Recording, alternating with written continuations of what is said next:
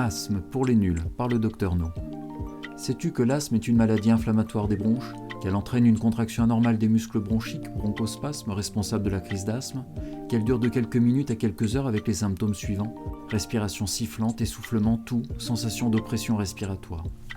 Il existe 3 niveaux de gêne respiratoire: l'asthme léger avec des symptômes qui ne sont ni quotidiens ni permanents, l'asthme modéré avec plus d'une crise par jour ou plus d'une crise nocturne par semaine, l'asthme sévère avec des symptômes permanents. Tu peux évaluer l'obstruction bronchique par la mesure du débit expiratoire. Elle est estimée par un débitmètre expiratoire de pointe ou peak flow. La crise d'asthme peut être déclenchée par des médicaments, des poussières, des acariens, des poils d'animaux, des pollens, de la fumée de tabac, des produits en pulvérisateur ou en spray, la pollution de l'air, une exposition professionnelle, des moisissures dans les habitations, un effort physique, des facteurs psychologiques. Chez 40% des patients, les crises deviennent moins sévères et moins fréquentes avec l'âge. Quand l'asthme débute à l'âge adulte, une rémission spontanée est observée dans 20% des cas.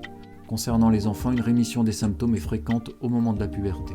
Afin de limiter les crises, réduis ton exposition aux substances allergisantes ou irritantes, ce qui nécessite parfois des aménagements de ton environnement privé et professionnel. Le traitement de premier choix de l'asthme est le salbutamol, ventoline ou la terbutaline à inhaler lors des crises. Ce médicament assure une bronchodilatation rapide des bronches en exerçant une action stimulante sur les récepteurs β2 du muscle lisse bronchique. Pour t'en servir, apprends à coordonner le mouvement de la main et de l'inspiration.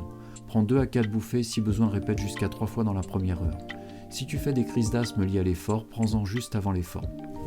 Si les symptômes sont trop gênants malgré la prise de ventoline, l'option est d'ajouter un corticoïde inhalé, béclométasone ou budesonide en prise quotidienne. Ce nouveau traitement t'apportera une amélioration de l'essoufflement, une baisse de consommation des β2 stimulants, une meilleure qualité de vie, une baisse du nombre des épisodes graves d'asthme. Il est important de te rincer la bouche après inhalation d'un corticoïde, afin de t'éviter certains désagréments, mycoses, altération de la voix. Si tu utilises une chambre d'inhalation, tu réduiras ces effets indésirables. Si la gêne respiratoire est sévère, ajoute au traitement inhalé un corticoïde prednisolone par voie orale pendant quelques jours ou au long cours. Attention aux effets indésirables des corticoïdes qui sont nombreux et qui augmentent avec la dose.